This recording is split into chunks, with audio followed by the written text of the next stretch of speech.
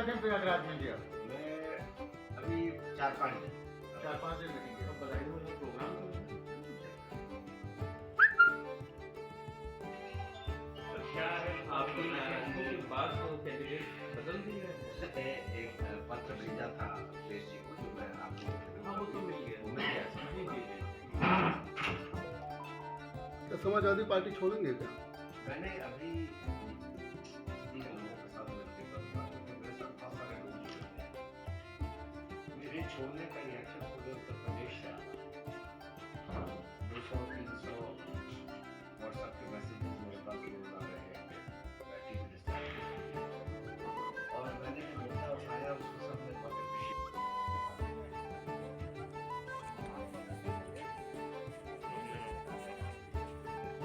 कुछ लोगों ने ये कहा कि मुझे राज्यसभा का टिकट नहीं मिला इसलिए मैं नाराज़ हो गया।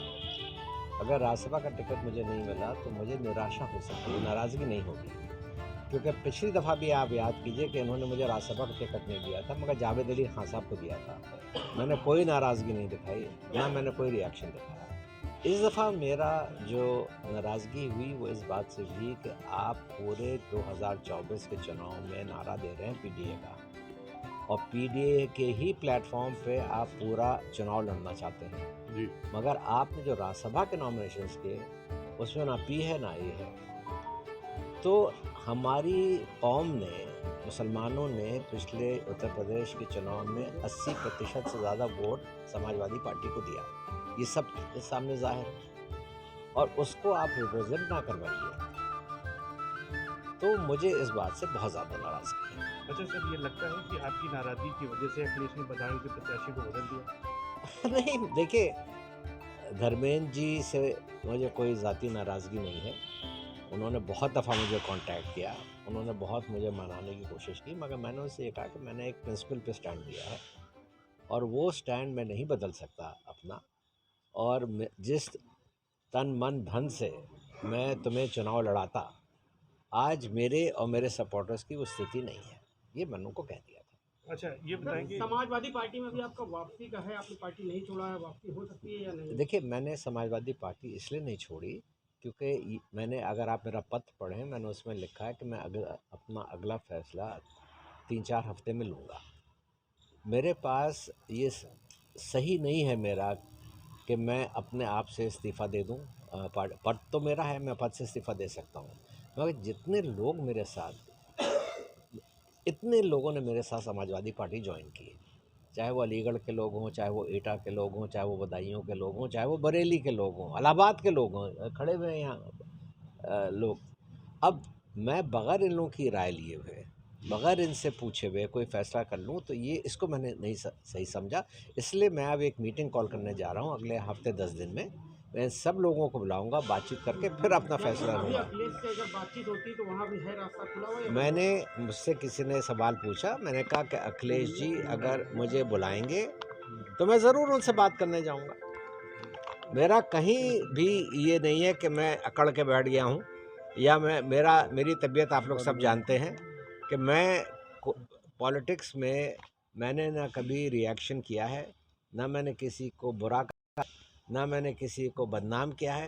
मुझे कोई बुलाएगा, कोई भी लीडर बुलाएगा, बड़ा लीडर, मैं उससे मिलने ज़रूर जाऊंगा। भाजपा में भी जा सकते हैं, भाजपा से बुलाया गया है। देखिए, भाजपा ने, मगर अगर कोई भी मुझे बुलाएगा, कोई भी, वो भी इंक्लूडेड है, कोई भी मुझे बुलाएगा, मैं उससे बात करने ज़रूर जाऊंगा। अभी बुलाया जाता है तो भाजपा में भी जा सकते हैं आप।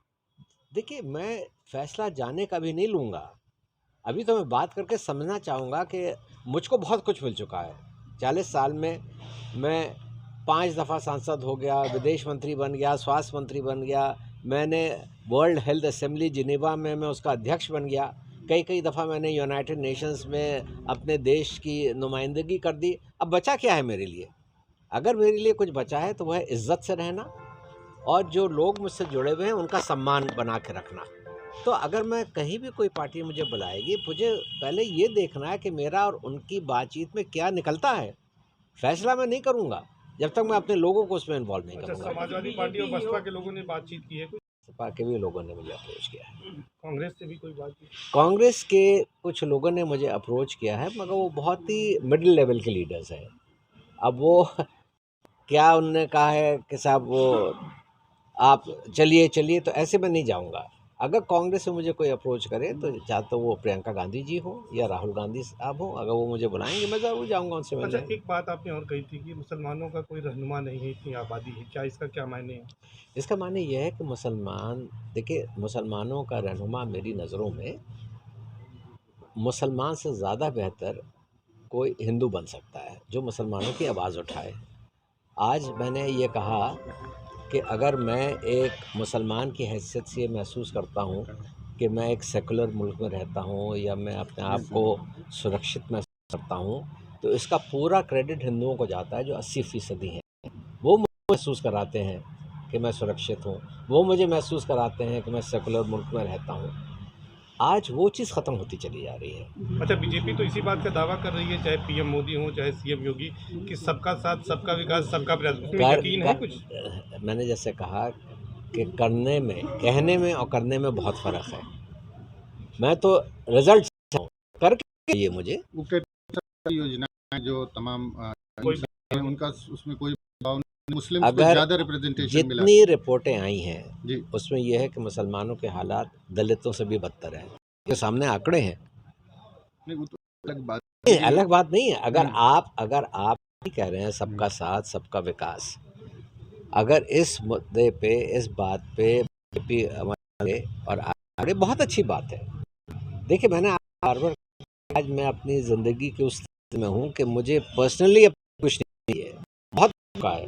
2024 का इलेक्शन सामने है, जल्दी आचार संहिता लग। किसानों को मौका देना तो चाहिए। ये रिटायरमेंट है जो अपने पद छोड़ दिया। रिटायरमेंट तो हो ही चुका है एक तरह से, क्योंकि मैंने अखिलेश जी से भी कह दिया था जब मैंने उनको ज्वाइन किया था कि मैं किसी भी सीट का इच्छुक नहीं, मगर जहाँ आप मुझे इस्तेमाल करना चाहेंगे मैं जाऊँगा, इलेक्शन लड़ाऊँगा। खुद मैं कोई नहीं चाहता। बदायूं में जो कैंडिडेट बदल दिया गया है, शिवपाल जी को लाया गया है, तो क्या लगता है ये आपकी नाराज़गी दूर करने के लिए है? अब आप क्या शिवपाल जी की मदद करेंगे? देखिए शिवपाल जी जो हैं वो एक बहुत सुलझे हुए और बहुत ही अच्छे लीडर हैं। और एक बात मैं उनकी आपसे कह दूं, जब मैं पार्टी में भी नहीं था और शिवपाल जी मंत्री थे, जब भी मैं उनको फ़ोन करता था किसी बात के लिए भी, तो वो ये नहीं कहते थे जी बताइए, वो कहते थे आदेश आदेश दीजिए, आदेश दीजिए। तो उन्होंने बहुत इज़्ज़त दी है मुझे। तो मेरे लिए शिवपाल जी की मुखालफत करना बहुत मुश्किल बात है। तो इसी वजह से तो कहीं नहीं वहाँ पे कैंडिडेट बदला गया, हो सकता है, आपकी नाराज़गी दूर करने के लिए। हो सकता है, बिल्कुल हो सकता है। आप उनकी मदद करेंगे मतलब? मेरे सारे लोग जो हैं वो शिवपाल जी की मदद कर सकते हैं, मगर जैसे मैंने कहा कि अब मुझे जाके वहाँ बात करनी पड़ेगी।